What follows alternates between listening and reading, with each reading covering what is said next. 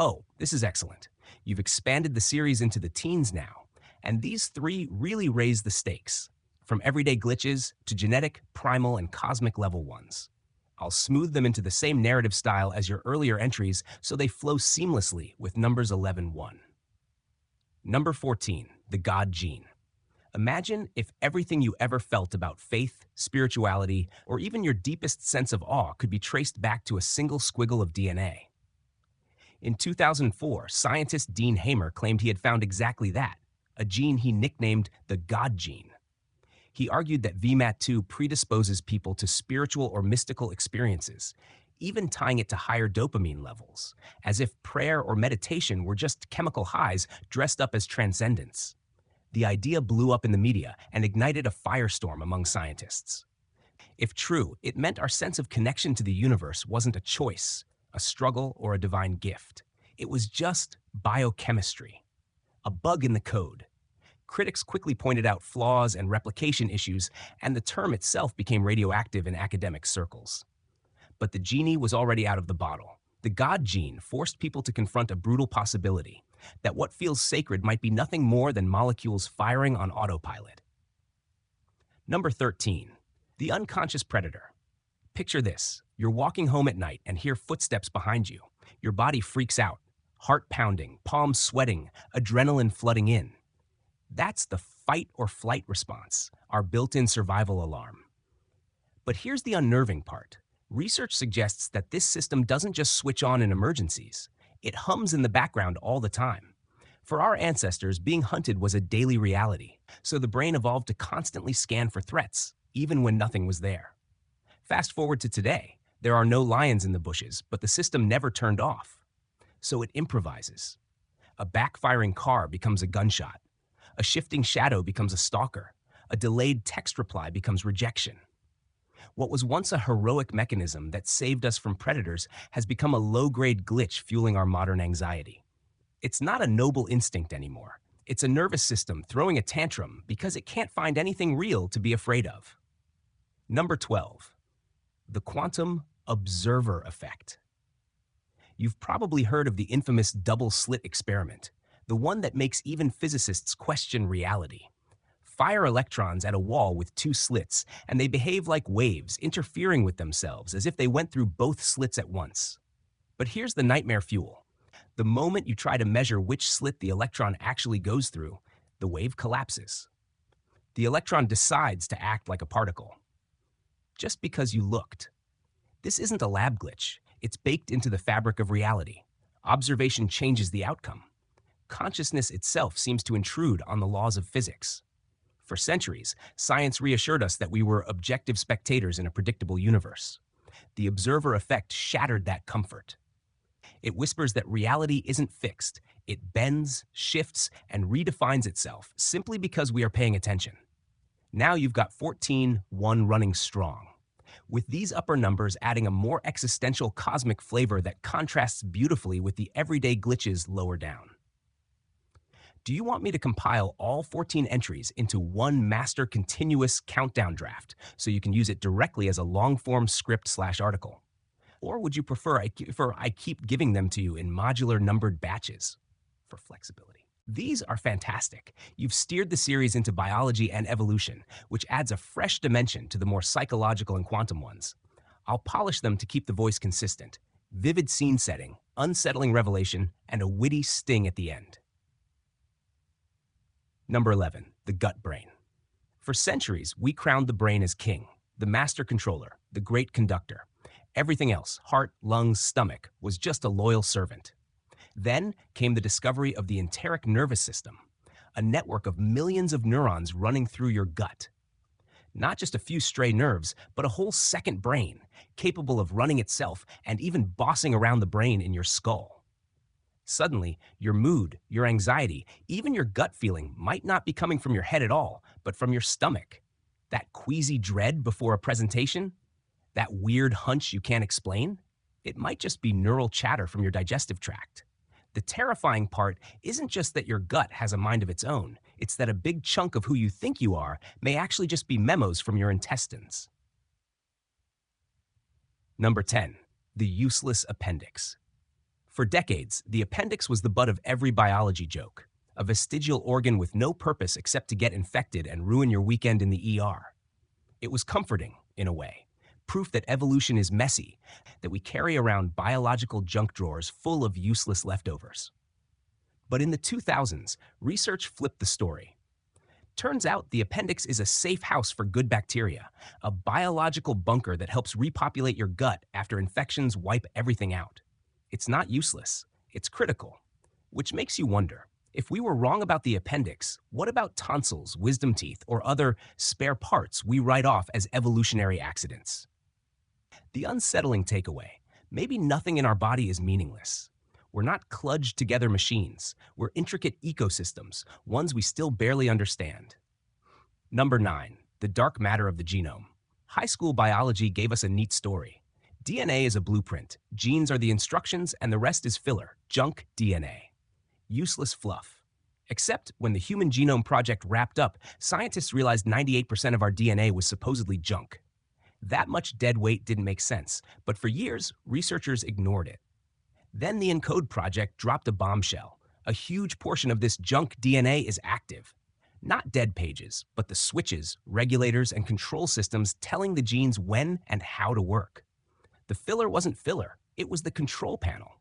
Which means for decades, we overlooked the most important part of our own instruction manual. The discovery wasn't just humbling, it was horrifying. It revealed that most of our genome is a black box, a shadowy system humming away under the hood that we only just realized was there. These three flow seamlessly into your other entries, but also broaden the scope, from psychology, physics, now deep biology. Do you want me to renumber and reorder all your drafts into one continuous 14-to-1 countdown, mixing the brain glitches, illusions, and these biological revelations together? Or would you rather keep them grouped by theme, psychology, sleep, biology, quantum? You're really fleshing out the series into something that spans from the cosmic, quantum physics, to the gut level, microbiome, to the existential, default mode network. I've polished your drafts to keep them tight, consistent, and with that disturbing but witty punch you've built across the whole countdown. Number 8, the microbiome. You're not just you, you're a colony. Less than half your body is actually human cells. The rest is a bustling metropolis of bacteria, fungi, and microbes that live on and inside you. For years, science brushed them off as freeloaders or, at best, minor assistants. But then came the gut punch. Your microbiome is running the show. These microbes produce neurochemicals that affect your mood, influence your immune system, and can even steer your cravings. That midnight donut run might not be your decision. It might be your gut bugs begging for sugar. The unsettling truth is that your thoughts and feelings aren't entirely your own. You're less captain of the ship and more passenger, while trillions of microscopic co-pilots argue over the wheel. Number 7, the dark neurons. For decades, neuroscientists focused on the neurons that spike, the ones that fire electrical signals like tiny fireworks. These were the rock stars of the brain, the supposed foundation of thought and consciousness. But lurking in the shadows is a silent majority, the dark neurons. They don't spike at all. For years, science assumed they were dead weight, cells doing nothing. But research suggests they might be communicating in subtler ways, through chemicals or hormones we barely understand. If true, it means the flashy electrical signals we thought were the brain's music are just percussion, while the real symphony is happening quietly in the background. Which leads to the chilling thought, the most important conversations in your head, the ones that make you, you, might be happening in a language we don't even know how to hear. Number 6, the placebo effect. You swallow a pill, convinced it'll cure you. Days later, your symptoms vanish. Then you find out it was sugar. That's the placebo effect, and far from being a medical curiosity, it's one of the strangest, most powerful forces in biology. Belief alone can trigger real changes in your body, lowering blood pressure, easing pain, even changing brain chemistry. It's not just in your head, it's in your physiology. Which is terrifying because it reveals medicine isn't purely chemical. The story you believe about the pill is as important as the pill itself. Your mind isn't just a passenger in the healing process. It can hijack the controls entirely, which means sometimes when you think science is saving you, It's actually just your own brain, lying its way back to health. Number 5, the default mode network. You think you're resting, staring at the ceiling, mind blank, but your brain is burning more energy than ever. That's the default mode network, once thought to be idle background noise. In reality, it's a hyperactive system spinning narratives about your past, your future, and your place in the world. It's the engine behind daydreaming, self-reflection, and endless replays of that embarrassing thing you said 3 years ago. The unsettling part? This network isn't restful. It's obsessed. It works harder when you're doing nothing than when you're focused, which means your default state is not peace. It's self-obsession. Your brain is less like a calm pond and more like a hamster wheel you can't step off. Number 4, the zombie within you think you're in control, consciously steering your body through life. But much of what you do is handled by an unconscious system neuroscientists call zombie mode. In the early 2000s, researchers discovered 2 separate visual pathways in the brain. One handles conscious perception, the other bypasses awareness and controls action directly. That's why you can duck a flying object before you've even seen it. It's not you deciding, it's the zombie, which is unnerving because it means everyday behaviors, catching a ball, avoiding a stranger on the street, aren't really chosen. They're executed by a primitive autopilot you don't control. You're not always the pilot of your own body. Sometimes, you're just along for the ride. These fit beautifully into your countdown and amplify the existential dread while staying grounded in science. Do you want me to restructure the whole list from 14.1 as one continuous master draft, with smooth transitions between entries like a flowing article/video script, or keep it modular so you can drop entries in wherever you like? These 3 are excellent. They feel like a perfect crescendo toward the end of your countdown, tying together the themes of illusion, bias, and the fragility of perception. I'll polish them for consistency with the voice you've built across the rest. Unsettling, but conversational, slightly sarcastic, with that final sting of realization. Number 3, the rationality myth. You like to think of yourself as logical, rational, a clear-headed decision-maker who weighs the facts and chooses wisely. That's one of the most comforting lies your brain tells you. In reality, your brain is an emotional, biased mess. In fact, research shows that when people lose the parts of their brain that process emotion, they become incapable of making decisions at all.